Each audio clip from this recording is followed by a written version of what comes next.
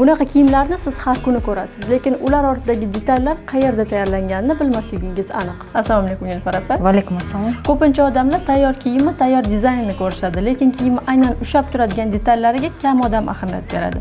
Shu borada sizlar mahsulotlaringiz misolida bizga ozgina ma'lumot bera olasizmi? Albatta, bunga misol qilib, masalan, mana bu polomizda biz yoqasini, manjetini hamda mana bu yerdagi jakard lentasini biz tayyorlab beramiz.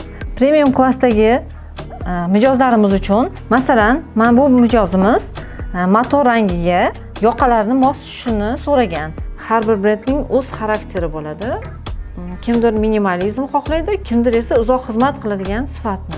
Kiyimdagi oddiy odamlar ko'pincha ahamiyat bermaydigan mayda detallar haqida yetarli ma'lumotga ega bo'ldik. Endi yana bitta savol.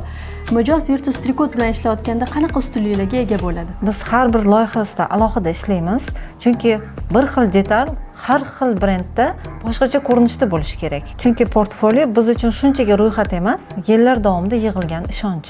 Va eng qizig'i, odamlar ko'pincha mahsulotlarimizni har kun ko'rishadi, faqat o'zlari sezishmaydi. Endi siz kiyimlardagi mayda detallar haqida biroz ko'proq ma'lumotga egasiz. Yana shunday qiziqarli ma'lumotlarni o'tkazib yubormaslik uchun bizga obuna bo'ling.